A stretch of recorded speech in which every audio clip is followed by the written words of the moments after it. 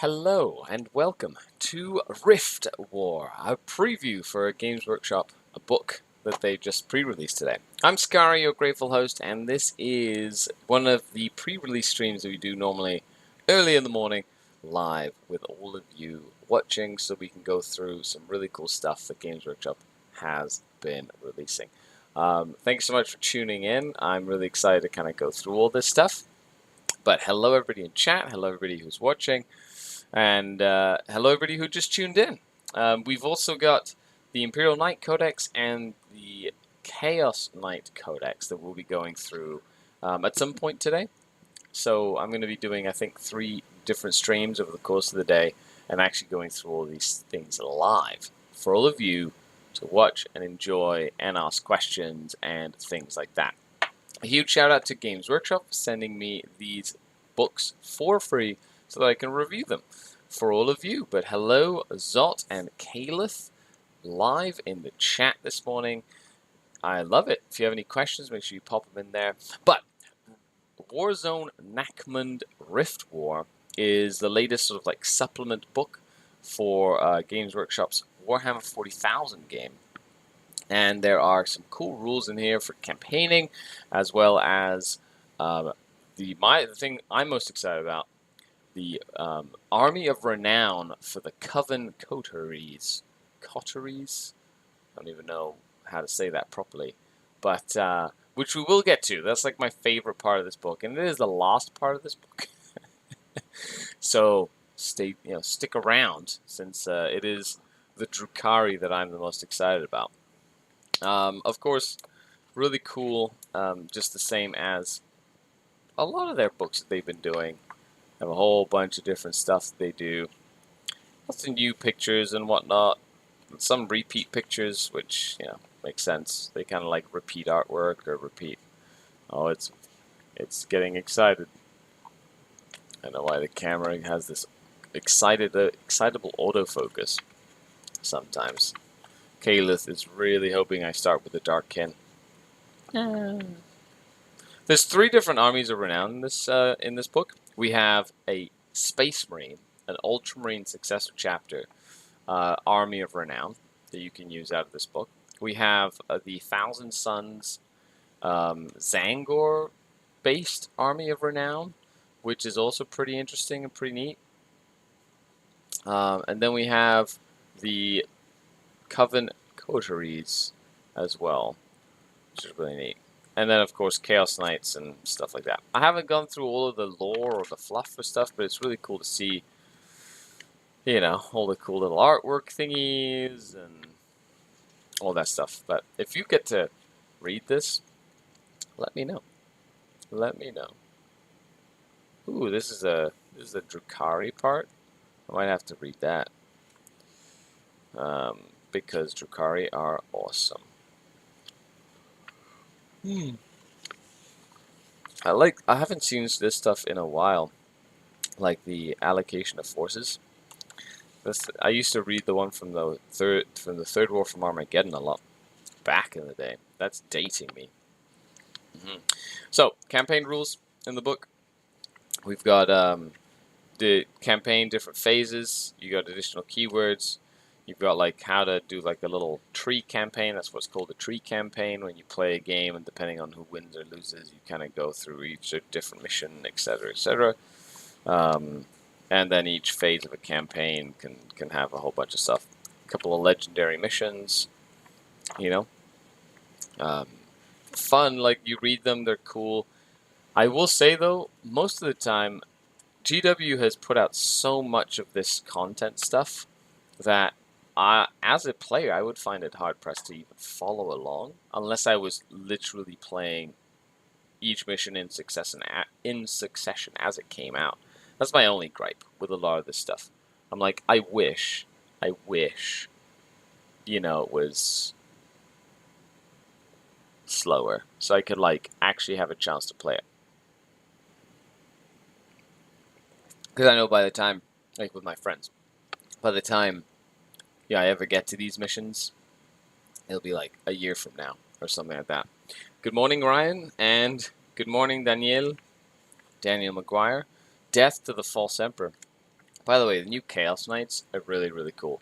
I played 2 Chaos Knight games, one against Kenny at Mini Wargaming, and one against Matt from Alpha Strike Gaming, and hopefully those bat rips will be up soon. But I'll be posting them up for the patrons as soon as I can, basically after I've done this. And then I have to take my son to football. That's right, I have a little 10-year-old. And then I come back and I'm probably going to be doing 2 more streams today. Chaos Knights and Imperial Knights. There we go. Castellans of the Rift, I believe, is the supplement. So that's the chapter that we'll be using today. Good morning, Martin V. What's going on? Okay, here we go. So Armies of Renown. Oh no, this is a supplement. So it's not an Army of Renown, it's a supplement. So an Army of Renown, what is it? It's a specialized force that has earned fame or infamy.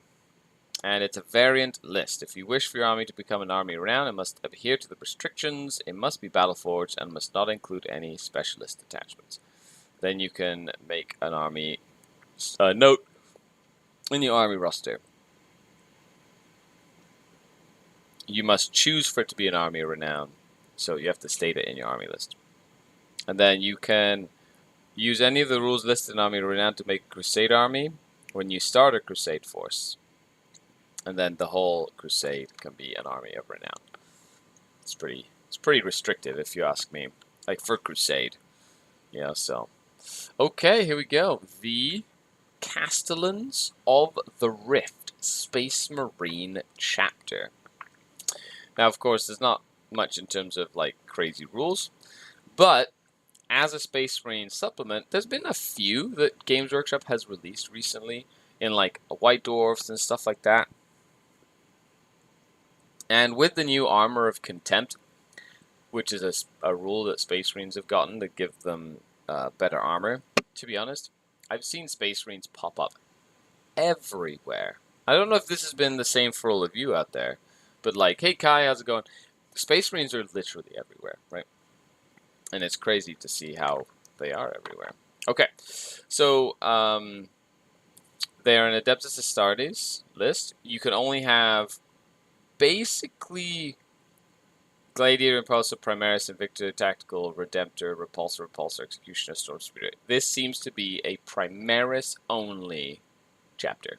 So, because you can only have stuff in the keywords that are only Primaris. Fair enough. They get a cool chapter tactic, but it is an Ultramarine, supplement Ultramarine. So it is a supplement Ultramarine. They are a successor chapter. You get to use like all the stuff in that supplement as well, right? But they also get, unless they're a super variant chapter, no. In addition to those presented in Ultramarines, yes. So you get the Chaos Space Marine Codex, you get Ultramarines, and you get this stuff. So their chapter tactic is, each time a model with this tactic makes a melee attack, if that model made a charge move, you get +1 hit.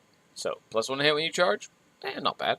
And then each time an attack is made against a unit with this tactic, an unmodified wound roll of 1 or 2 always fails, irrespective of the modifier. So you get like mini transhuman, which has been a very popular thing they've given to Space Marines. I think they did that with like the Blood Ravens in a White Dwarf. I know you can correct me in the comments if I'm wrong, but and then Black Templars can like pray to get that, and they get like an invulnerable save as well.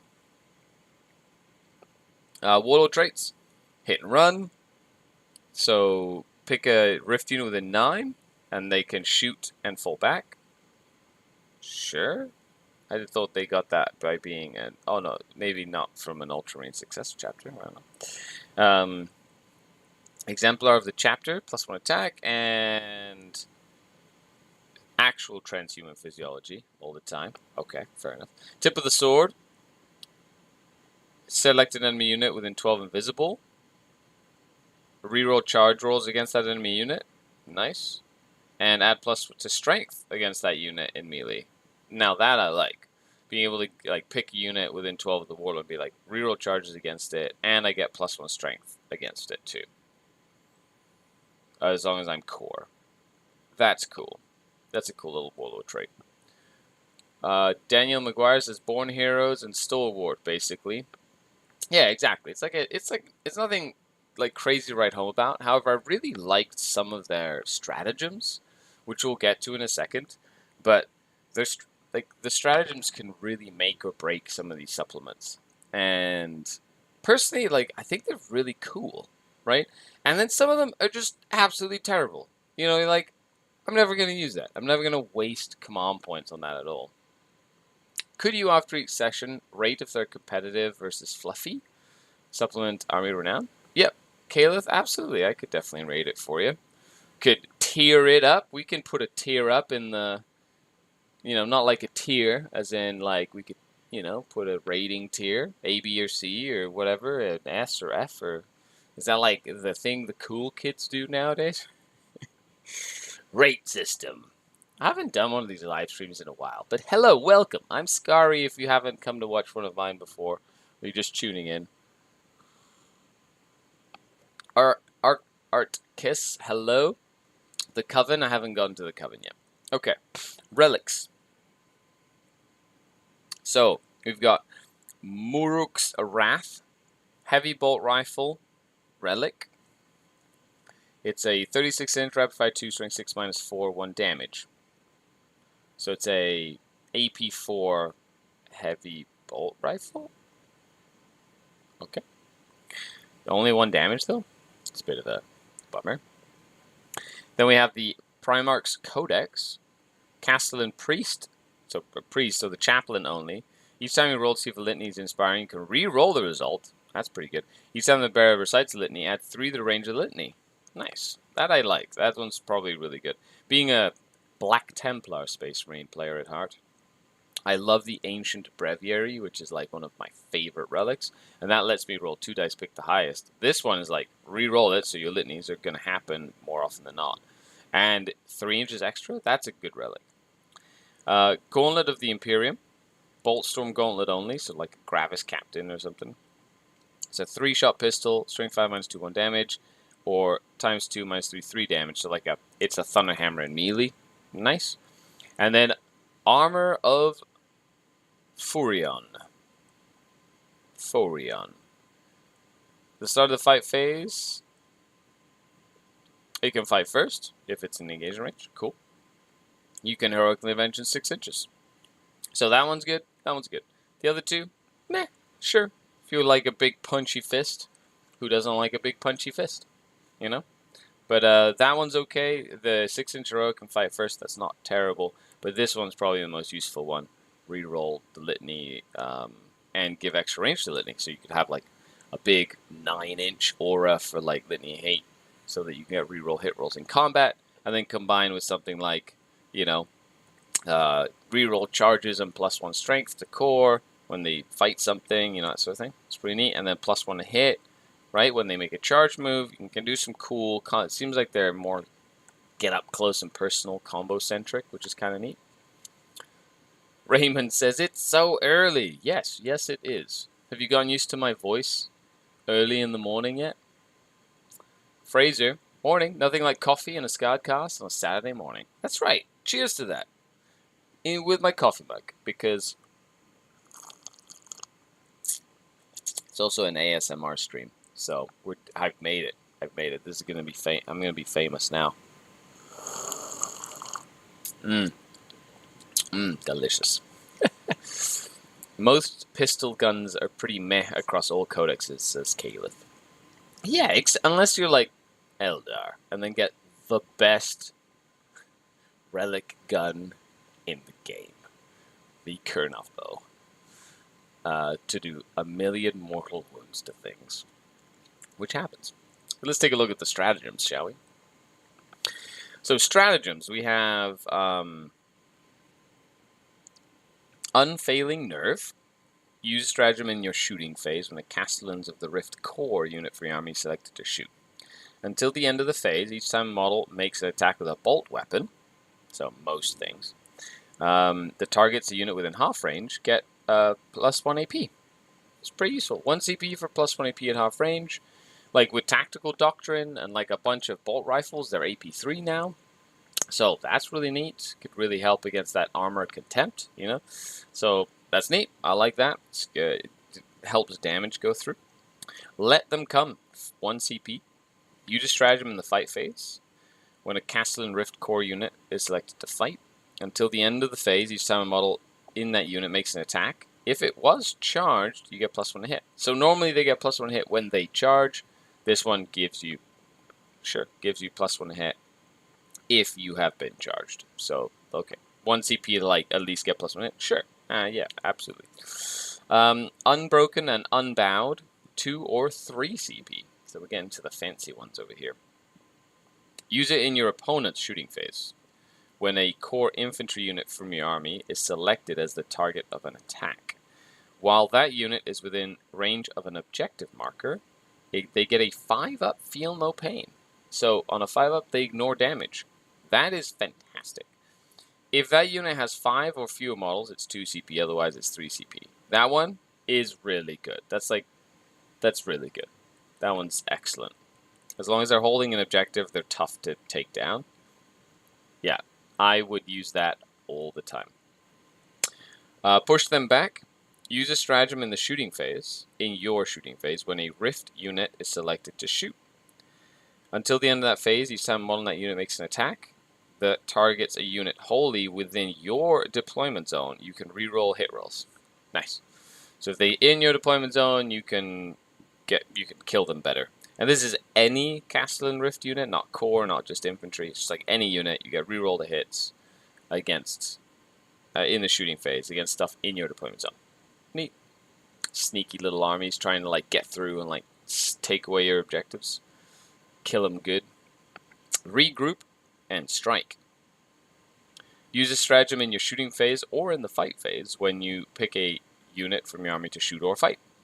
Until the end of the phase, you can, if that unit is below half strength, get +1 AP. Nice, so you could combine it with Unfailing Nerve and then get like +2 AP, right? That's really neat. If that unit is, if it's below starting strength, it's my extra AP. That's cool, so you could have like 1 casualty and get extra AP. If that unit is below half strength, you can reroll wound rolls. Ugh. Well, like, I'm seeing here some really cool stuff, like reroll wound rolls in combat or in shooting. That one's incredible. If you're under half strength, sure. And then get extra AP, that's neat. This is our ground. Use a stratagem at the end of your charge phase. Select a Rift unit wholly within range of an objective marker. Until the start of your next charge phase, that unit gains the objective secured ability. If a model in that unit already has this ability, it counts as 1 additional model when determining control of an objective. You can use this stratagem once. So end of your charge phase, pick a unit that's within range of an objective marker, make them OBSEC, and they get it until your next charge, so you can take an objective away. But you can only use it once, which is a little bit of a bummer. But it could be like a unit Blade Guard or something. Be like, this is my objective, and I'm OBSEC, and I didn't bring Rites of Battle, which is a little aura that gives everything OBSEC. It's nice to have it in your back pocket. Black Templars have one, different way to do it, that sort of thing. And then it's double OBSEC. So you could be like, no, we really need this objective, and you can't take it away from us. I like, I don't know about you, but I really like stratagems that are like that as well. Regroup and strike can be done in close combat, right? Yes, it can be done in the fight phase. So that's pretty cool. Take the fight to them. Use a stratagem in your opponent's charge phase. Select a Rift unit from your army, and this is in your opponent's charge phase. This is 2 command points. That unit is eligible to perform a heroic intervention as if it were a character. Nice, so you can have any unit heroically intervene. That unit can heroically intervene 6 inches.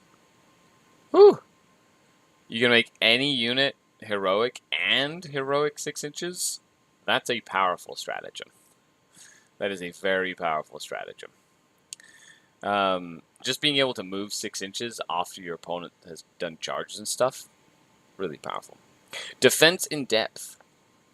2 CP, use a stratagem at the start of the first battle round. before the first turn begins. Select up to 3 different Castellan of the Rift units from your army. They can make a normal move. They cannot end this move within 9 of enemy models or within 9 of your opponent's deployment zone. But if both players have units that can do this, the player who is taking the first turn moves their units first. You can only use this stratagem once. Well, I will say, having a pre-game move on 3 just any units, you could. That's also a very, very powerful stratagem. Making a normal move with any 3 units. What would you pre-game move if you were a Space Marine? You could like drop on the line and go, you know what? I'm gonna pre-game move a bunch of stuff, and get up in your face. That's neat. I like that. There you go, Castellans of the Rift. Of course, we got some Crusade rules in here, which is neat. You've got like I think these are for some Space Marine stuff. So these are for like Space Marines, Adeptus Astartes. Cool for like raiding forces, like some Crusade rules for that. I think there's some Crusade rules for a lot of different things as well. Hey, Sam Gwinius, what's going on? Good morning, Sam. Amazing coverage as always. Why, thank you. I appreciate it. I'm up. I've got coffee. I hope you're all enjoying it. Leave a like if you haven't already. Clickety-clack that like button, as Phil DeFranco would say. There we go. So, Thousand Suns, Army of Renown. The Warp Meld Pack. That's right, you all came here to listen to some of this cool stuff for the Army of Renown. Some Thousand Suns warbands see real space itself as an affront to the power of the warp, or as an imperfect reflection of the immaterium. Leave it to Thousand Suns to be kind of wacky. James Stout says, just in time. Which is really fun. I saw, Luca. We got Luca to play the Warp Meld pack in the battle report that should be going out, I think, today. There should be 2 battle reports going out today for these new things. I think so. And we got him to play the Warp Meld pack. And he had a lot of fun building the list. So, if I were to describe the Warp Meld Pact, the description would be like Terminus Est for Death Guard, right? So Death Guard has Terminus Est, but it's like Terminators and Poxwalkers is like that Army of Renown. This Army of Renown is like Zangors and Terminators, right? And cool, you get some cool things. So, restrictions. Your army cannot include any named characters. So I think that's probably one of the biggest things, is you can't have what's his face? The Ahriman. And Ahriman tends to be a very popular Thousand Suns character, and a character Thousand Suns players use a lot. So it's sad that you can't take him.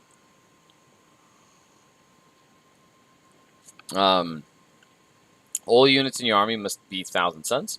Cool. Or have the Thousand Suns keyword. You cannot include any vehicle, demon, or Thousand Suns cultists units. Sure. Your army cannot include any units that know any psychic powers from the discipline of vengeance. So you have to take only discipline of change. It's a decent discipline. You just don't get as many of the like killy, mortal, woundy powers, I'm pretty sure. He's too good not to run, says James Stout. Yes, Ahriman is incredibly good.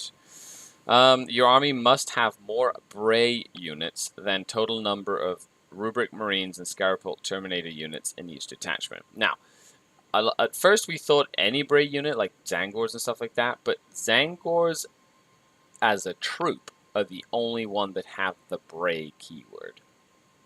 So if you want to run 20 or 30 Terminators, you need to like have 1-for-1 units of Bray troop units, which we found interesting. We found that out. And a lot of these affect Bray units specifically, which is the troops as well. Okay, so restrictions-wise, I think the biggest loss is the loss of Ahriman. Now note, you do not lose your cult. So you do not lose your Cult of Time, Cult of Duplicity, like you can still be one of those cults. So it seems that you still get all the bonuses from your specified cult, which is, I think, is really cool, because most armies of Renown take away like your obsession or your chapter tactic, and no such thing happens in this one, which is kind of neat. Benefits. All units in your army gain the Warp Meld Pact keyword, which will interact with some of the relics, warlord traits, stratagems, that sort of thing. You have access to the warlord traits, relics, stratagems, and Kabbalistic rituals, right? Cool. Units in your army do not gain the Brotherhood of Sorcerers ability. There's a couple of things that go hand in hand with that. I think namely it's the number of... You can't have more Bray units than Thousand Suns units. I think that's like a thing in the Thousand Sun book. Anyway, you can check that out. Exalted Sorcerers, Infernal Masters, Sangor Sorcerers, and Chaos Spawn gain the Touched by Tzeentch ability. So, models in these units have a 5-up invulnerable save. So, all your Zangor, Spawn, Infernal Master Sorcerer, and Exalted Sorcerer gain a 5-up invul, but you do not gain a 5-up invul on your Rubric Marines, which is, I think, part of that whole Brotherhood of Sorcerers ability. So yeah, I think you lose your 5-up invul on all your guys, except for Terminators, which have a 5-up invul standard for being Terminators, which does mean you're more than likely going to be running a bunch of Terminators, a bunch of Zangors. When they take mortal wounds on a 5-up, they ignore mortal wounds. I don't know if that was a thing they already had, but they get a 5-up feel no pain against mortals. And they all get a free normal move of up to 6 inches before the game starts. So all the Zangors, your Spawn, your Sorcerers, Masters, and Zangor and Sorcerers and Zangor units all get a pre-game move. The Terminators don't, but all the Zangors do. And the characters. And the Spawn. I really like Spawn in this supplement. If you haven't... Spawn are great. And then you can make them better in this. But having an invul on Spawn is actually a pretty big deal. Zangor units in your army gain the Core keyword. Now, so all Zangor units gain Core, which is really neat, except for the characters. And a Zangor Shaman gains the Strength of the Bray Herd ability, which is... At the start of the Psychic phase, if this unit is within 6 inches of a friendly Warp Meld Pact Zangor unit, whose combined model count is 15 or more, it generates 1 additional Cabal point. So you can get like extra Cabal points from your Shamans if they're close to like blocks of Zangor. So all in all, in terms of restrictions and benefits, okay, it's pretty straightforward. You get an invul save, you get a pre-game move, you know, but your army has to be built around Zangors and Terminators. And you don't get access to, like, all of the psychic powers. Is it bad? No, it's not terrible. You know, Zangors aren't, like, terrible. But I do like the fact that you get a 5-up feel no pain against mortals. That's, like, incredibly important, right? That's pretty neat. That gives you a chance at survival against a lot of stuff. But let me know down below, or in the comments, let me know, you know, do you think the restrictions and the benefits, you know, make up for the fact that, you know, you like, could you still run a bunch of like time Terminators and then some Zangors just to get a pre-game move with them or whatever? Okay, let's take a look at the Warlord trait. The Warlord trait is Manipulator of Reality. At the start of the first battle round, after any units from your army performed any normal moves as a result of the pre-game move Touched by Tzeentch ability, you can select up to 3 Zangor units, remove them from the battlefield, set them up anywhere on the battlefield that is wholly within your deployment zone. If the mission you're playing uses the Strategic Reserve rule, you can place any of those units into Strategic Reserve instead, without having to spend any additional command points, regardless of how many units are already in Strategic Reserve. So, you can get a pre-game move, and then you can have a redeploy or put stuff into reserve. And that's any Zangor unit specifically, right? So, kind of cool. You could potentially build something with like Cult of Duplicity, and then have the Cult of Duplicity have its redeployment stratagem, and maybe redeploy like your whole army and be like, I'm on this side of the table, and then go to the other side of the table. Be all sneaky like, you know, if you go first or go second. You know, that sounds really fun. James Stout says there is some competitive play here. Nice. I'm glad to hear that. The relic is called the Diamond of Distortion.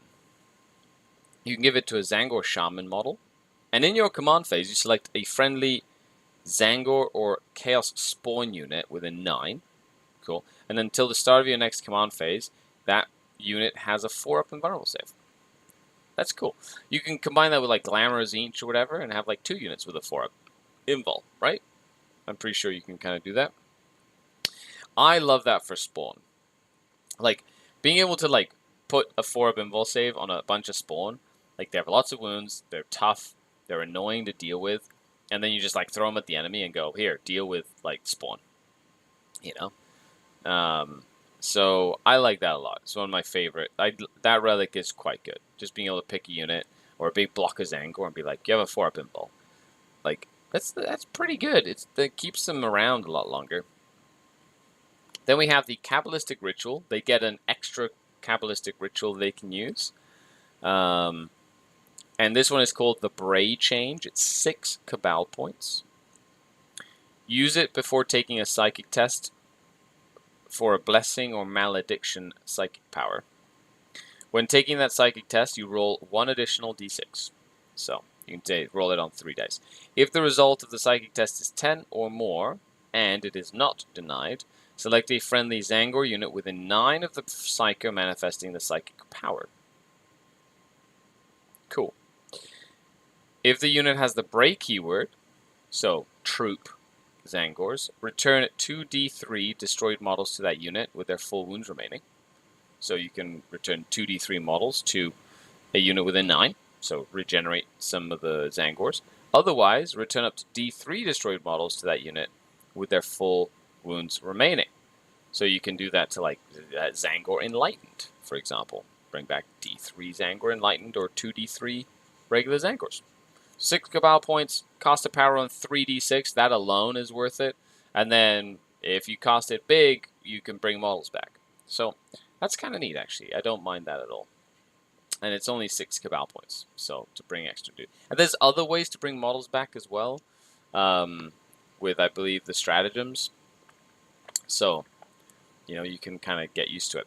Okay, so a couple of strats here as well. Oh, I love this art. Look at this artwork. That looks so cool. Some of these, they're so pretty. I could literally just flip through these books and like look at the pictures. I feel like a child going through like a picture book.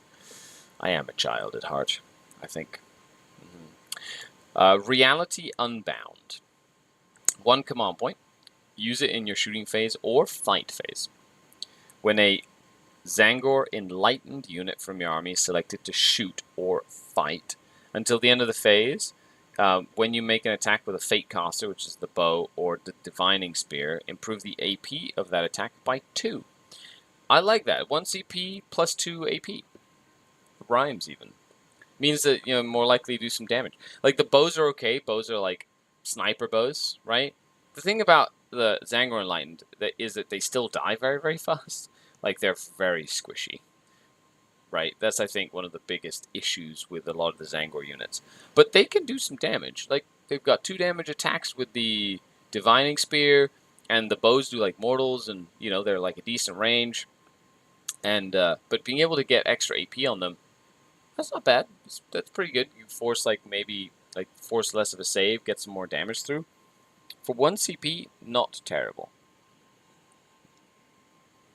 If only they had, like, a Fire and Fade mechanic, right, that you could use and not have to commit them. Zangor Onslaught. Ooh, sounds terrifying.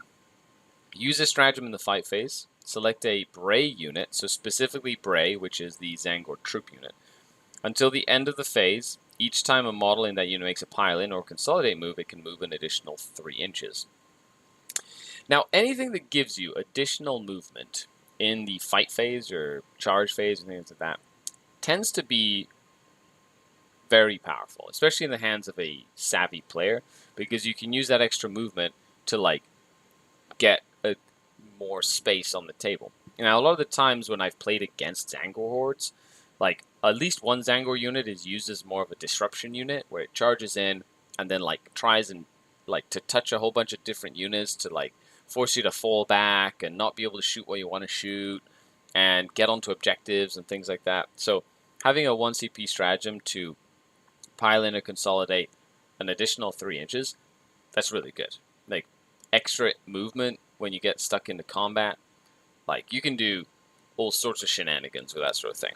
And Zangors with, like Glamour Zinch on them for 4-up invul, or, like, and then the -1 to hit them or whatever. Like, they can be a lot tougher to take down than people think, because they're T4, there's 20 models in the unit, like, they can be tough to shift. The Gift of Change, Epic Deed Strat. When an enemy character is destroyed, nice, in your Psychic phase. So, in your Psychic phase, if you kill an enemy character with Mind Bullets, set up a Chaos Spawn unit from your army, and it's specifically a Warp Meld Pact Chaos Spawn, so it gets the 5-up invul. On the battlefield, within 6 inches of that unit, and not in engagement range of any enemy units, that Chaos Spawn is 1 model, and does not cost any reinforcement points. I love that rule, by the way. So you get 1 CP, you kill a character with Mind Bullets, you put down a spawn for 1 CP for free. You don't need points, you don't need anything extra. That's cool. Until the end of the battle, that spawn is not added to your battle. You can only use it once. You can get an extra spawn. Sure, turn them into a spawn, and then be annoying with them. 1 command point. This is a pre-game. This is when you're building your army list stratagem. Pick a spawn unit for 1 command point, +1 strength, +1 toughness in that unit. I like spawn. I think you'll see 2 units of spawn, or 3 units of spawn in a Warp Meld Pact, and you can make them tougher and stronger. I like that. That's cool. Blessed Transmutations. 2 command points. Use it in your command phase. Select a Psyker model from your army for each, and then for each friendly Zangor unit within 6. If that unit has the Bray keyword, return up to D3 +1 destroyed models to that unit with their full runes remaining. So, and that's to each Zangor unit within 6 for 2 CP. So if you've put that Psyker in the middle of, say, 3 Zangor units, each unit is going to get D3 +1 models returned, so minimum of 2 up to 4. Sure. Otherwise, return 1 destroyed model to that unit with its full runes remaining, or like an Enlighten unit. Sure. Okay. So that's pretty neat. And then combine that with, like, the 1 unit gets 2 D3 models back. You know, you're rolling 3 D3 +1 destroyed models back on a unit on average. Like, that means 1 unit that took quite a bit of casualties can almost have half its models return in, like, a single turn. Like, that's pretty good. And then you can, you know, the way you can bring models back, and since this is in the command phase, you can use it to put extra models on objectives, or, you know, like, get them in a place where you'll be able to charge better now, and, like, lower the charge distance on things. You're going to be using that stratagem a lot because you have lots of Zangors. You just have to make sure your character is well placed. Twisted Mirage for 2 CP. Use it in your opponent's charge phase. When a Psyker character from your army is selected as the target of a charge, if that unit is not within engagement range of any enemy units, it can make a normal move of up to 6 inches. And until the end of that phase, it cannot set Overwatch or set to defend, and your opponent can select new targets for the charge. AKA, if your Psyker is in the open and vulnerable, and your opponent decides to charge them, your Psyker can just F off. For 2 CP, now we all know how annoying this is with Eldar Warp Spiders, for example, or like Harlequin Players of Light, where they have the stratagem, they can literally just bounce away, right? That is cool. It just keeps your characters alive from, like, oh no, my character's exposed now because all the Zangors around him died. And you can, like, keep him alive, but like, whoops, let's move him away, let's make that charge really hard, and stuff like that too, which is really cool. Can you tell us your opinion on Coteries plus traveling players? Does it work? How dumb is it? As soon as we get to the interesting part, it says Solve Agon. Yes, we'll get to the Coven stuff forthwith. Last but not least, ephemeral existence. Some of these words, I have to learn how to pronounce them better. Use a stratagem in your movement phase for 1 CP. when a Warp Meld Zangor unit is selected to move.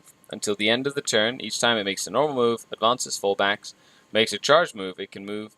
Until the move is finished, they can move horizontally through models and terrain. They cannot finish a move on top of another model's base.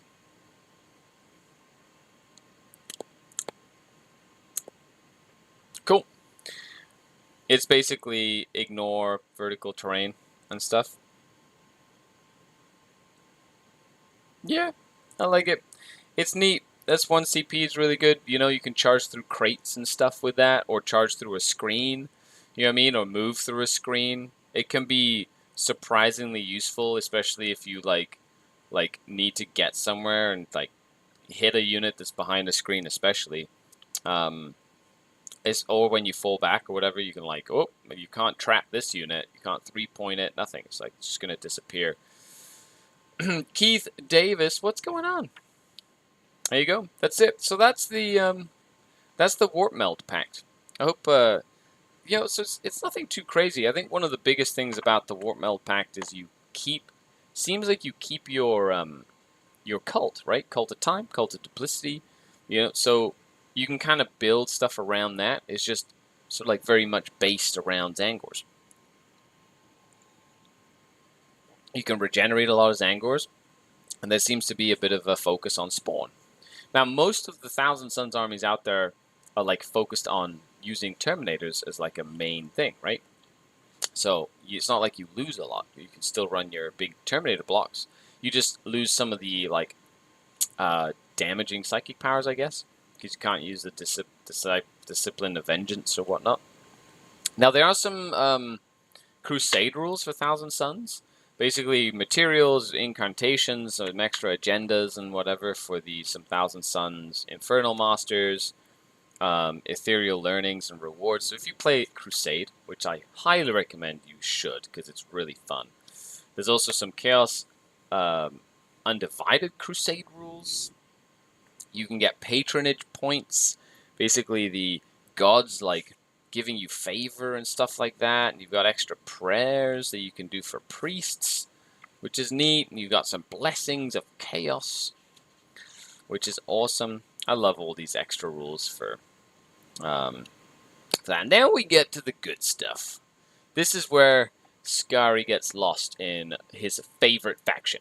Okay? I am excited about showing you what this is. I've been building some army lists, and I recently borrowed 120 racks from Francois up in Canhammer, one of the hosts of Canhammer, the podcast, because he built and painted 120 racks, and I'm gonna use them. I got to try it. Oh man, it is cool. I like it. I'm very afraid that I'm gonna like it a little too much. So we'll see. Mikey's Wargaming, Temporal Surge and Presage is a bit of a hit not being able to take. Okay, makes sense. Yeah, Temporal Surge is the extra move, and then Presage with the +1 to hit. I guess those two from the Discipline of Vengeance, right? Is that like, are they from the Vengeance Discipline? In terms of Thousand Suns?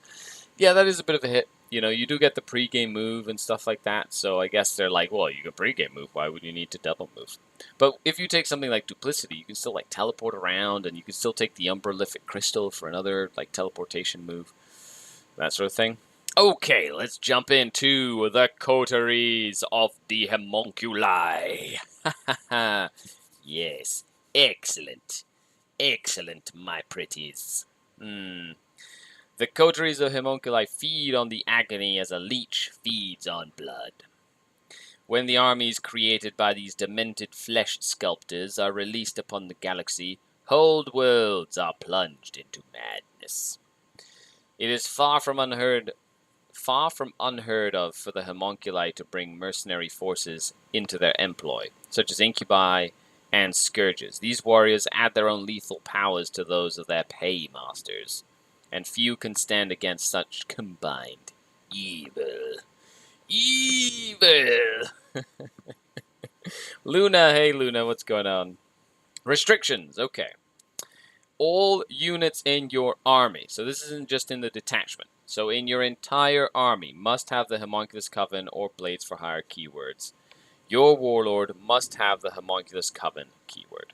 So you can't have like Drazar Warlord, and you can't have like you can have like Incubi and Scourge and Mandrakes and stuff like that, but you can't have anything that's not a Coven in your army.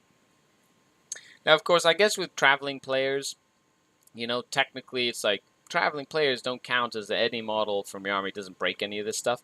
So you could potentially take a patrol of Harlequins in this army as well, which would be kind of cool to have some like extra shooting and whatnot in there. Is that going to be the most competitive? Yeah, if you, like you add Harlequins to anything, it makes it good. Like it just ups the power level. I'm not really going to focus on adding Harlequins to this. You can make a choice on that. I'm going to focus on literally. I'm going to run a list with like 120 ranks and like 15 grotesques or something. It's going to be amazing. Okay, benefits. And it's not like crazy. It's good. It's not like stupid good. Benefits. All units in your army gain the Coteries of the Homunculi keyword. Am I saying that right? You have access to the Warlord traits, stratagems, relics. So you have 3 Warlord traits you can pick from, 4 extra relics you can pick from, and then some really, really cool stratagems. Heamoncus Coven in your army units. Heamoncus Coven units in your army gain the Driven by Fear ability. So, Driven by Fear. Number 1, they never gain a Drukhari obsession. Now that's probably the biggest hit.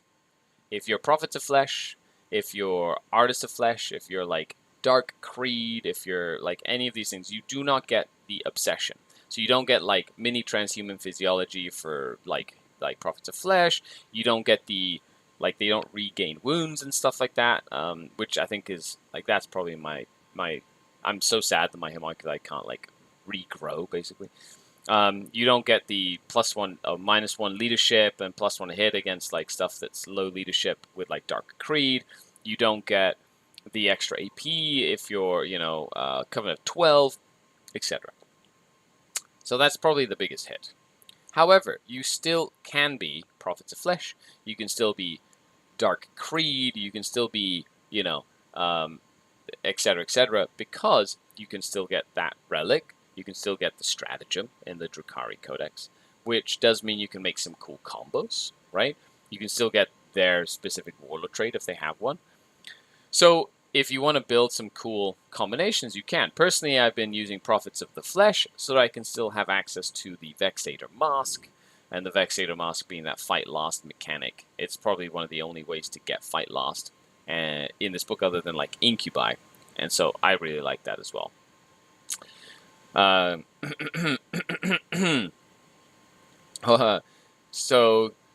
you get the Coteries keyword for the Quins and can then use strats on them. It does say all units in your army gain the Coteries of the Heamonculi keyword.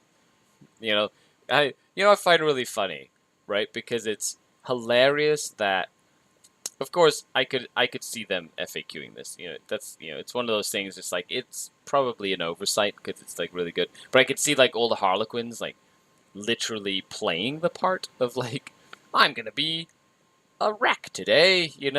Pass me the wreck costume.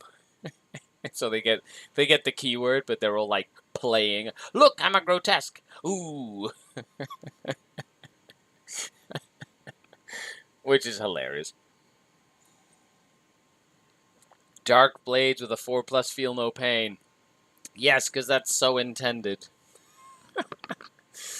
Yeah, technically that's how it works. Is that what I recommend you should do? Not really. I wouldn't recommend it. However, word for word, yes. Technically, that's kind of how that would work. Imagine you could give it to like a unit of Void Weavers. Now Void Weavers get a 4+ feel no pain. If they take 2 casualties, that lost Void Weaver, right, out of the 3, would get a 4+ feel no pain. Or the Homunculi have made their own Harlequins that are disturbing in a lot of ways. Yes, very true. Okay, second thing. Each time this unit is selected as the target of an attack. If this unit is below half strength, that model gets a 4+ ignored damage. So that's really interesting because it has to be when you select the unit as a target. So like if you can kill a coterie unit in one go, then they don't benefit from the 4-up Feel No Pain. They just get their regular, say, 5-up Feel No Pain. And then, but if you select the target and there's like 20 racks, and then you've killed 11 racks and there's 9 left, because it's under 50%, there's 9 left in the unit, then they would get their 4-up, right? Then each time a model in this unit would lose a wound as a result of a mortal wound, if it's below half strength on a 4+, that wound is not lost. Now that happens right away. So if somebody, and so that there's like a cool, like a weird interaction there, where if they have like attacks and some attacks do mortals, you know, it's not under 50%, but then the attacks bring it down to 50%, which then means for the mortals you get the 4-up against the mortals because they're under 50%, but it's only if they were targeted that they get the 4-up if it's just regular damage. Anyway, just a weird little rules interaction there. And one of my favorites, the unit can declare a charge in a turn in which it fell back. I tend to use that stratagem a lot as a Drukhari player, where I can, like, you know, get my Talos to like fall back and charge or whatever, and fall back and shoot. The fact that the whole army just gets fall back and charge for free is actually really good.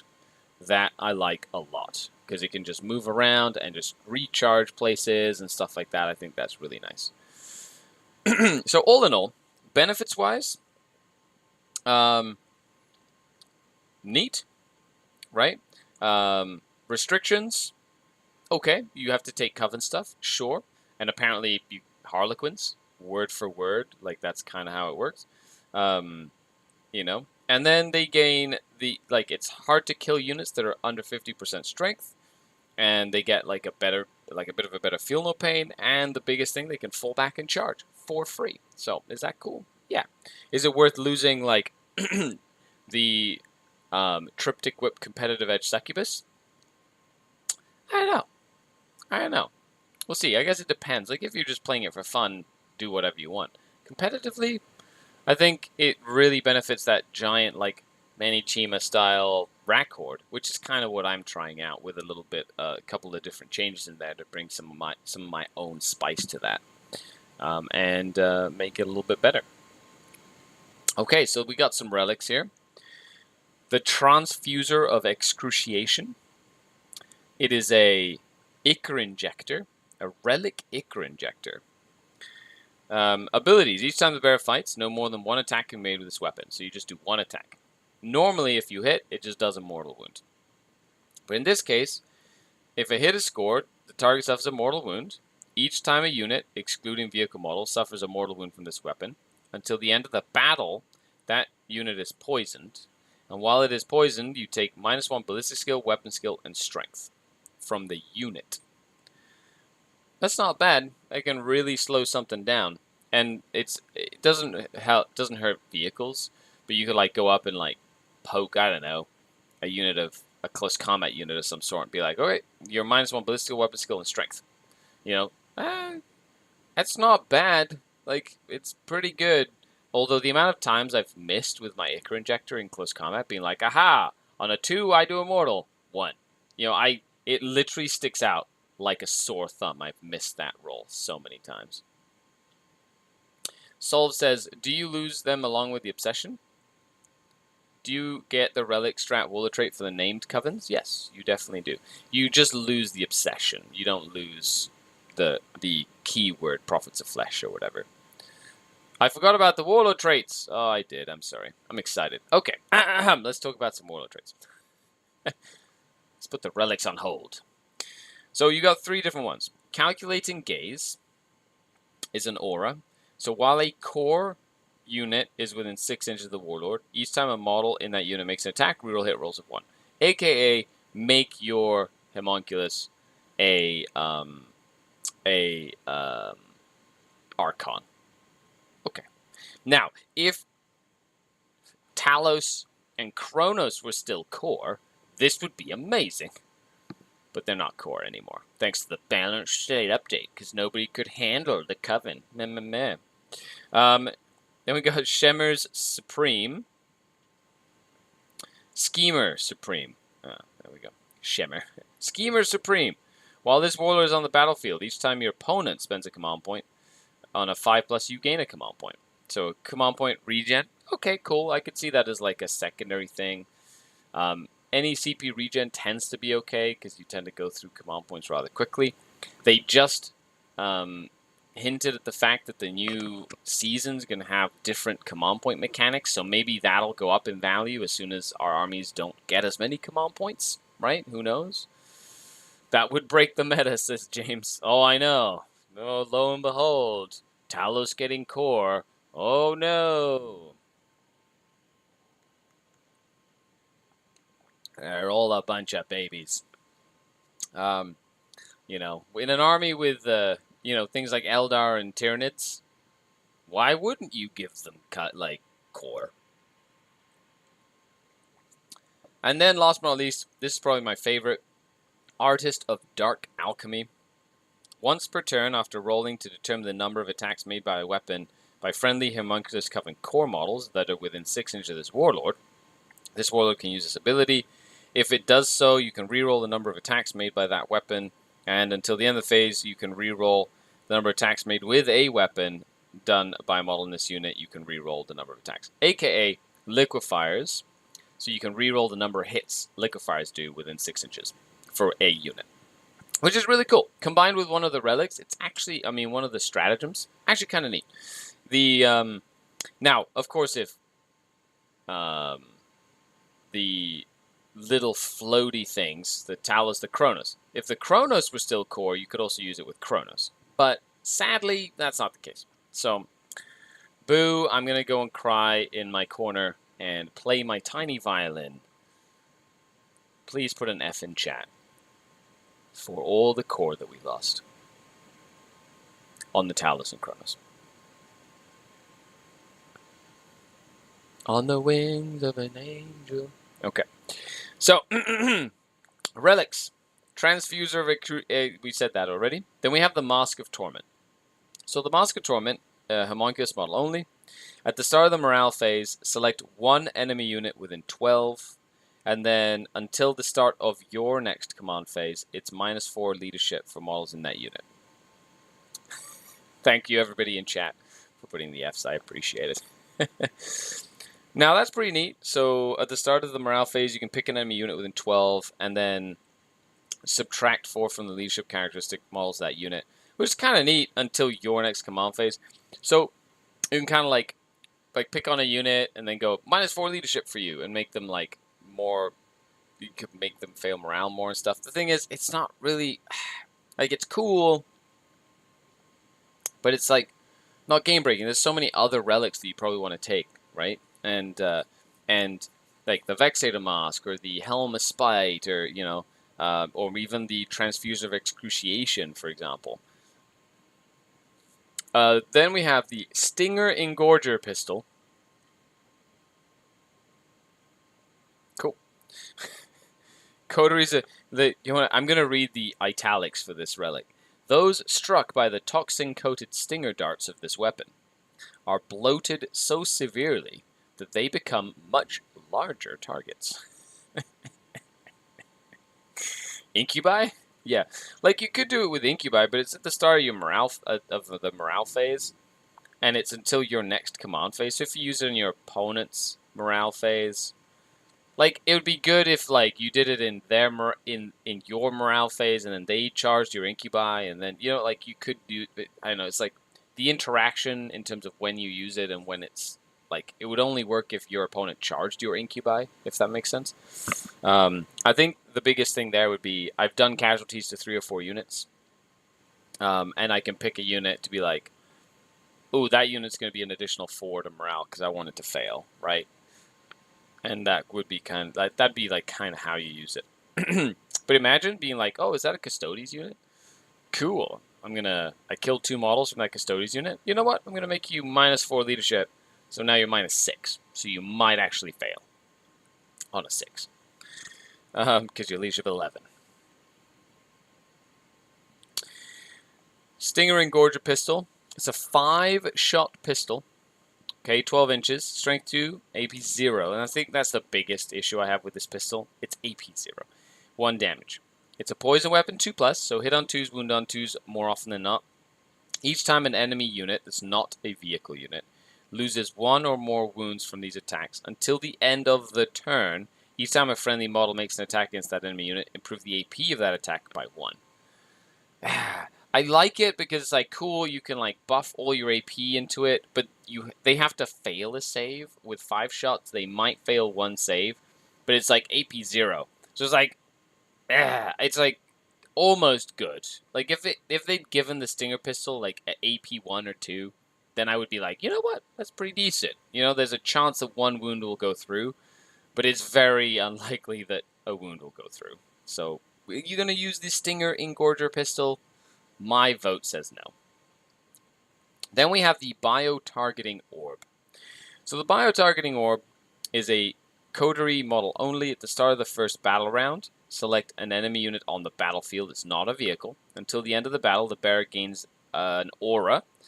While friendly Coven core or Coven character units are within 6 of this model, each time you make an attack against the enemy unit you selected, you get +1 to hit. So you get +1 to hit in shooting, +1 to hit in combat against that enemy unit that's on the battlefield if you're within 6 inches of the Bio-Targeting Orb.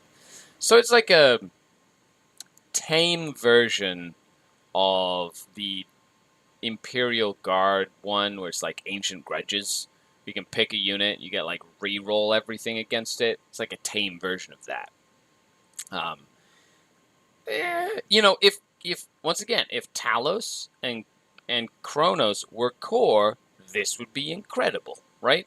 Because then you could have heat lances, get +1 to hit something or whatever. But in this case, it just really helps you in combat to hit it better, which you already get power from pain to hit them on 2s anyway by turn 3, or +1 to hit on turn 3. Or it helped, I know, your ossifactors in your units to shoot. Sure, if you've got like 1,000,000 ossifactors all surrounding the Bio-Targeting Orb, you'd be like, I need to kill that thing, and then go, I get +1 to hit against you. I think out of all of the relics, the Bio-Targeting Orb is the only one. Like, I don't mind the Transfuser, actually, after rereading it. It's okay, you know, but you have to get really close and personal to, like, force that negative ballistic skill, weapon skill, and strength. And the Bio-Targeting Orb is like, okay, you got a unit that I need to try and kill. At least I get +1 to hit it, so I can shoot it better, or like, combat it better, or whatever. And then the Warlord traits. The Artist of Dark Alchemy is my favorite. Or the CP Regen is probably one of the ones that you'll use a lot. Yeah. Other than that, nothing really stands out like totally crazy, if that makes sense. But then we go into the stratagems. Now this is where it actually gets really fun, because some of these stratagems are pretty neat. You have 3 pre-game stratagems that you use as you're building your army list, and then 5 stratagems that you could use in the game. Now this is of course in addition to all the stratagems from Codex Drukhari, as well as the stratagems that they might have for your specific coven that you picked specifically. Most coven stuff is auto-hitting, says Mikey's Wargaming. Yeah, if you're using flamers, 100%. Okay, Rule Through Fear. This is 1 command point, and you can use this stratagem once at 1,000 points or less, 2 up to 2,000 points, and 3 times if you're playing a big game. But you pick a Heamonculus character. Until the end of the battle, add 3 inches of the range of aura abilities of that model. So their +1 toughness for Coven core units goes from 6 inches to 9 inches, which is really, really cool. And each time that model uses an ability in your command phase that's not an aura, you add 3 inches to the range of that ability. AKA, they can heal now within 6 inches instead of within 3. You can only use this stratagem once, unless you're playing Strikers, you can use 2. So, it's actually incredible how big of a bubble 9 inches is, like, for the +1 toughness. So, I've been spending 2 CP on each of my 2 Heamonculus I've been running, and extending their aura from 6 to 9 inches, and it really gives a nice big bubble where everybody's +1 toughness. And that's been fantastic. Now, it does say when you use an ability, or when you use an aura ability of that model. Now, there's a lot of stuff that could be considered an ability or an aura ability, like the Vexator Mask, and like a bunch of other stuff, but it doesn't specifically say that it works on them, right? So I think there's a bit of a gray area there. I think the intent is that it's of the model specifically, so that they don't get it for like their relics and stuff like that. But we'll see. I don't know. What do you think?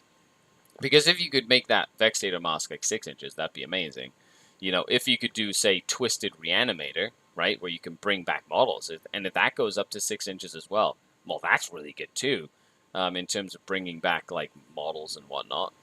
Exactly, Kai's like Twisted Animator, right? But it's not like an aura or an ability.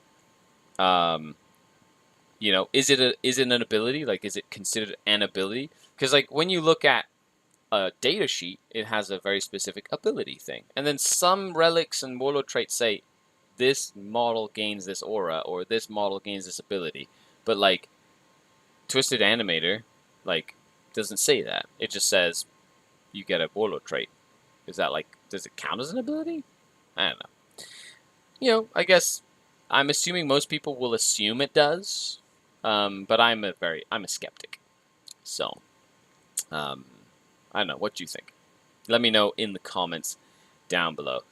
It should affect those abilities conferred. Booga Booga by a guy, I suppose. Dara Reaperman Creator says no. That's you're very convincing. Well, so let me know. What do you think in the comments, and why do you think that?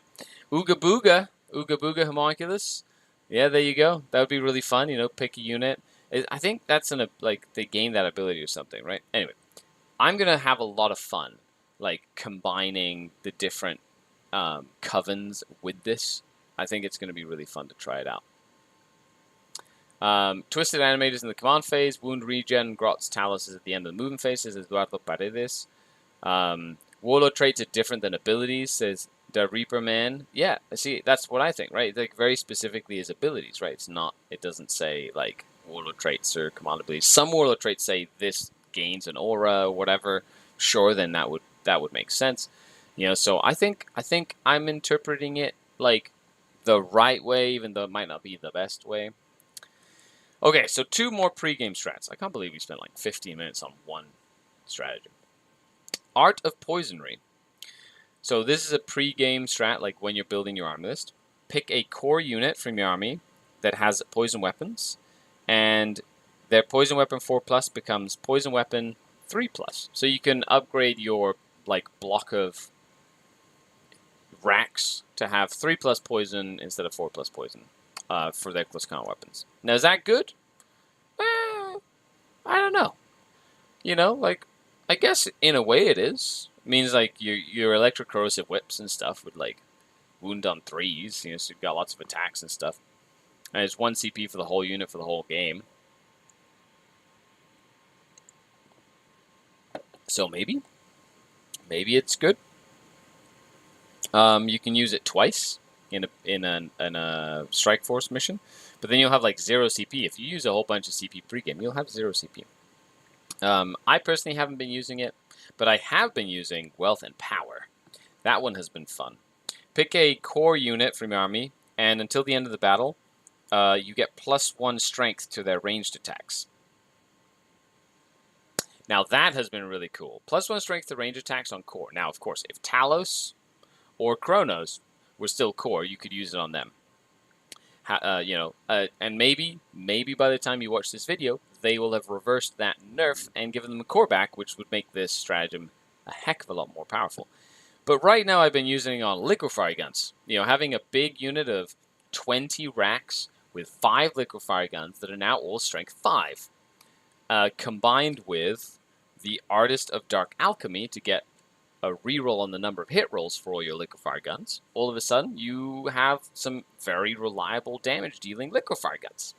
So I like that little combo personally, something that I've been using, and it has been really fun to use and try. The Reaper Man says, in-game CP is overrated. Reverse a nerf, says Fraser, LOL. It's core. Yes, exactly. Big Scourge unit with 3+ carbines and splinter cannons and metallotoxin. No, Scourge are not core. Scourge aren't core. I'd be awesome if we saw more Scourge somehow with these new rules. Well, to be honest, you'd see, like, I think you'll still see Incubi. Maybe Scourge do, like, secondaries, you know what I mean? Like, to do actions and stuff. Scourge is a core? No. Have I missed this whole time? That Scourges are core? But they're not Cabal, but they're core? Interesting. So you could... Huh. Well then, maybe Scourges will see some more action in this. That's something that completely escaped me if Scourges are core, because they're blades for hire. So like an Archon never gives them, you know, oh they are core because they can use potent metallotoxins and all that stuff. Interesting. That just opens up a whole new fast attack slot choice for that as well. Coteries of the Homunculi core. Well, I'll tell you then, this bio-targeting orb definitely becomes a lot more useful with that. Because if it affects that Scourge stuff. Like, I wouldn't use the Art of Poisonry really on them. Meh. I'd probably use the Wealth and Power to make, like, their Heat Lances or Blasters Strength 9. You know what I mean? So you can, like, run around with Strength 9 Blasters now that Knights are going to be a thing. You know, or something like that. I think that'd be really cool. Did I bring Scourges back in the front? Bye-bye, Nids. Strength 7 Shredders for the win, says Fraser. Sounds cool versus Nids. You know, you could also use the Artist of Dark Alchemy to reroll the number of attacks from Shredders. So that'd be really cool. So if you're shooting a unit that's like not a full blast unit, you can just reroll the number of Shredder shots. You know, you give them reroll ones to hit with, oh no, that's a Coven unit, so that wouldn't work there. That wouldn't work either. Oh, you couldn't use Dark Alchemy because that's Heamoncus Coven core, so you couldn't use that. That's sad. You couldn't use the bio-targeting orb on them either. Well, okay, well, fair enough. You could only use this too. Okay, well, if you're doing like a big unit with Splinter Cannon, sure, Art of Poisonry, yeah, sure, if you want to kill a bunch of like Tyrannid monsters, that would be kind of useful. Especially at range, I guess. Bunch of 4 Splinter Cannons and a bunch of Splinter Carbines. But they're still Scourge. They're 1 wound, toughness 3. Like, they're still gonna die so fast. So fast. We gotta explore the Scourge potential in this Army of Renown then. To be honest, like when it comes down to the nitty-gritty, is it gonna be fun? Yes. Is it competitive to run a bunch of Scourge? I think you're still running just 6 strong units maybe to do, like, you know, actions and stuff. Like, I've been running my Mandrakes, like a 6 strong unit of Mandrakes. And I like Mandrakes. So I'm going to agree and disagree with you, because Scourge just die. They die so fast, okay? They just die. Somebody looks at them with, like, bolt pistols, and they just, like, explode. Okay. So then we go into some of the cool strats. Brutal Vivisection. 1 command point. When a coterie of the Homunculi model from your army destroys a model in an enemy unit, the next time that enemy unit, in the fight phase, the next time that enemy unit is selected to fight, until the end of the phase, each time a model in that unit makes an attack, you get -1 to wound. So you can charge in, right, maybe attack with a unit, kill a model, spend 1 CP, and make them -1 to wound you. That could be really big considering, like, most of the time you'll have, like, high toughness thanks to the Homunculus nearby. That's really cool. And you can use this on, like, Talos and or Kronos and or Grotesques and or Hemunculus, you know, so it could keep your stuff alive. It does mean you have to, like, charge in and kill something, so sometimes that's a little harder than others, but that can be really neat as well. Mandrakes aren't core, though. I wish we could make them strength 5, says Calith. Yes. If you can afford this, 1 CP plus 100 points is a good tech piece. Yeah, it's a good little tech piece. It looks good, especially with the, you know, tech piece. But 100 points gives me 10 more racks. Like, do I want 10 more racks? Probably. Then we have Visions of Butchery. Now, I've used this stratagem a few times, and this is probably one of the best stratagems in this book. 1 CP. At the end of your charge phase, you don't have to have charge. It's at the end of your charge phase. Pick a coterie unit and then roll a d6 for 1 unit within engagement range. And on a 2+, they lose objective secured until the start of your next charge phase. So you take objective secured away from an enemy unit, and it lasts the entire battle round. That is incredibly powerful, especially when you're running like a horde of racks. You charge in, turn off objective secured, boom, done. It's like, is Vivisection tied to Coven only? No, Coteries of the Heamonculi. So you could do it on like any Coterie of the Heamonculi unit. You know, I guess your Incubi get that too. So you could like make your Incubi harder to kill back in close combat, which would be really useful. Then we have the Mercies of the Heamonculus. 1 CP. Strategic ploy. Use a stratagem in the fight phase when an enemy unit is destroyed by an attack made by a model in a Coteries of the Homunculi unit from your army, so anybody. Until the end of the battle, each time the model in that Coteries of the Homunculi unit would lose a wound, roll a d6 on a 4+, that wound is not lost. Oh man, that makes Incubi so good, because Incubi get it. So, when a unit kills a unit in close combat, for 1 CP, they gain a 4-up Feel No Pain, ignore damage for the rest of the game. Now I'm starting to put 2 and 2 together, but the fact that you can, it literally affects, I was thinking like big units to Talos, Grotesques, whatever to get it, but you could do it on like a unit of Incubi. Incubi go in, murder something, get a 4-up Feel No Pain for the rest of the game. That makes them like a lot tougher to kill. You know what I mean? Also Drazar, tanky boy. Yeah, makes Incubi survive. Drazar. Now that is actually really good. I really, really like that one a lot. It's not terrible. And or Mandrakes, and or you could give it to like a character that does it. You know what I mean? Like a whole bunch of stuff. So yes, Drazar I think would be, Drazar and Incubi would be probably one of the best ones to give that to. Or a big unit of Talos, like 3 Talos, charge into something, kill it, get a 4-up Feel No Pain for the rest of the game. You know what I mean? Also, aforementioned Dark Glaive Bikes. Yes. I'm not going to encourage that. Even though it might be technically true, that's kind of silly. 30 Incubi Skari, you gotta paint more Incubi. I only own 20, okay? Not 30. I'm not playing on Tabletop Simulator as much anymore, which means I've got to physically own the models that I'm going to be playing with. Protect the Great One. This was really fun to use, and I really liked it. So use this stratagem in any phase when a Heamoncus Coven Heamonculus unit, so a Heamonculus model, one of the characters, loses 1 or more wounds as a result of an attack made by an enemy model.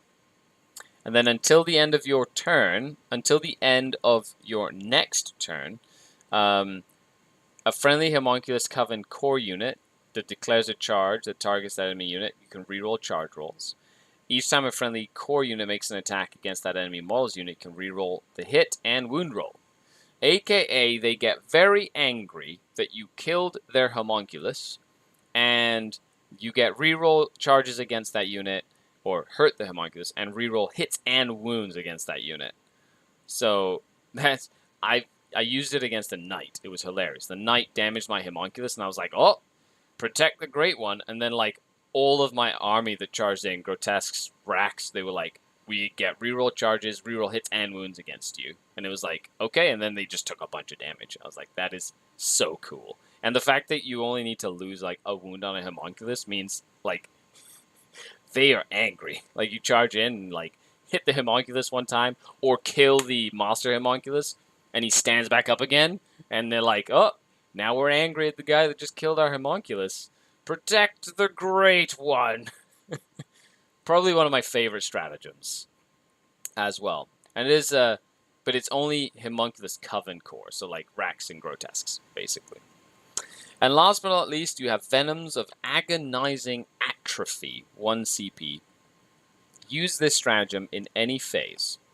When an enemy model that's not a vehicle loses 1 or more wounds as a result of an attack made with a poison weapon by Coteries of the Heamonculus. So this is ossifactors or in close combat with, you know, Heamonculus tools or whatever. Until the end of the next turn, you subtract 1 from the attack characteristics of models in that enemy unit. So that could be really useful, you know, big Gene Stealer unit, kill a model, spend a CP, they're -1 attack, so they have less attacks to attack you back with. Like, there's a lot of cool uses for this. You know, big monster that has like exploding attacks with sweep attacks. You know, you do a wound, you can make it -1 attack, so it's actually -3 attacks or something like that. So it's really, really neat as well. Kai says, best ability so far, protect the Great One. You know, but that one's really good too. It can be really handy to keep your blocks alive. And last but not least, that's it. You know, boom, boom, done. So Coven Coteries, the Coteries or the Coteries of the Homunculi. All in all, like, really cool. The keyword interaction, I think, is the thing that I'm finding the most interesting and weird. I feel like the fact that, like, I'm going to have to go and reread, like, what's core, because the fact that you're like, oh yeah, Scourge can take it. I was like, oh my gosh, you were right. Scourge can take it. Scourge can get +1 strength on their stuff, on their guns, or can get, like, you know, extra poison. Like, that's pretty neat. I like that you get so much value out of your interrupts in this. Yeah, Venom Synergy. Strength 5 liquefire guns is one of my favorites. I love that you can, like, rereading this Mercies of the Homunculi, allowing, like, getting an Incubi unit or Drazar to a 4-up Feel No Pain is fantastic. I don't know why that just, like, escaped my mind. I wasn't thinking dirty enough, if that makes sense. Punching somewhat first is so powerful here. Correct. You know, being able to do the brutal vivisection, you know, to be -1 to wound me if I, like, destroy a model in your unit, and then potentially -1 attack, so that you're less attacks and you're -1 to wound me. A Tantalus with a Feel No Pain. Yeah, if it killed something in close combat, sure. I don't think it would survive a single shooting phase in the current meta. But, yeah, a Tantalus. Like, all in all, like, fun value of the Coteries of the Homunculi, 10 out of 10. I think it's going to be really fun. But let's do a little bit of a ranking here for the things in this book, right? Okay, so, the things in this book. Number 1, the thing we saw was the Space Marine thing. Cool. The Castellans of the Rift. So Castellans of the Rift, are they S tier? No. No, they're not. Are they, like, A tier? No, I don't think they're A tier either. Are they B tier? Sure. I'd say they're B tier. Maybe B minus. Like, they're Space Marines. Like, Space Marines are seeing a resurgence right now. They've got some cool stuff. The Heroically Intervention, the Turn Something OBSEC, the extra AP, which is good into the meta right now, technically. They've got some decent Warlord Traits, Relics, and they're Ultramarine successors, so they get all access to all the Ultramarine shenanigans. So sure, yes, you know, they're okay. Then we have the these guys over here, the Thousand Suns, the Warp Meld Pact. Are they A tier? No. Are they S tier? No. Are they B tier? Sure. You know, like, the thing about the Warp Meld Pact is that it doesn't really change the way that you build Thousand Suns armies right now anyway. It just makes you take more Zangors. Like, is it... I don't think it's better than the current Thousand Suns build with, like, 30 Terminators and, like, a bunch of Psychers. But it's not, like, much worse either. It's just different. You know? Bunch of Zangors and stuff brings back to life. But the fact that you can still take Terminators, still get your cult. Okay, it's got some cool little Kabbalistic ritual stuff, pre-game move. You just lose the Discipline of Vengeance. Are you going to see this very often? Only if you really like Spawn. I think being able to get Spawn with, like, an Invul save off the bat, pre-game move, 4-up invulnerable save on, like, a unit. If you like Spawn, this is probably going to be something you'll enjoy using. And last but not least is a great question solve. The Coteries of the Homunculi. I feel like out of all of the choices, this is probably the most competitive. It seems like there's some definite keyword interaction here with the Harlequins, especially to be like, oh, my Harlequins are Coteries of the Homunculi, which I can definitely see is an oversight. But, you know, it's a fun series of rules. Dark Eldar are okay. You know, is this going to inject some life into the Drukhari in terms of the meta? Sure. You know, I think it does. I love the fact that it's just different. I'm a big fan of the Coven stuff. Is it A tier? No, I think it's still B tier. Like, I think Drukhari right now is just B tier. Does this elevate this past B plus tier? No, it doesn't. It keeps it, like, it's not, armies will still be able to kill a bunch of racks and stuff. Like, it doesn't change that. It's just a different way of playing it. Maybe a little bit better than your traditional Drukhari because it's tougher and sticks around more and plays the missions better. If you run like big blocks of Coven stuff, but it's not, like, I don't think it's game changing, if that makes sense. It's sad that you can't get a door with this, otherwise it would be much stronger. Webway Gate, yes, true. You know, Webway Gate would be really fun. But I play a lot of places where the Webway Gate is banned anyway, like at the WTC, which means you don't get a Webway Gate, so it doesn't matter. Other than that, what Coven are you thinking about the Coterie? So to finish this off, you know, in terms of what Coven, I've been using the Prophets of Flesh Coven more than anything. Basically for the Vexator Mask, I think having a fight loss mechanic is super important in this kind of thing. However, Dark Creed would be really fun for the sniping stratagem, especially considering you can like get some really cool stuff like by killing things, or having like Strength 5 liquefire guns come down and like snipe a character, or a bunch of ossifactors snipe a character.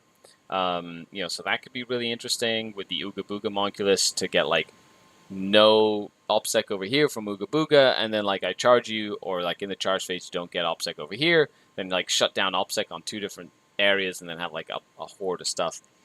You could do like doing a custom one doesn't actually matter, so the only other one would be like Coven of 12, which then gives you what, the ability to, what's their one?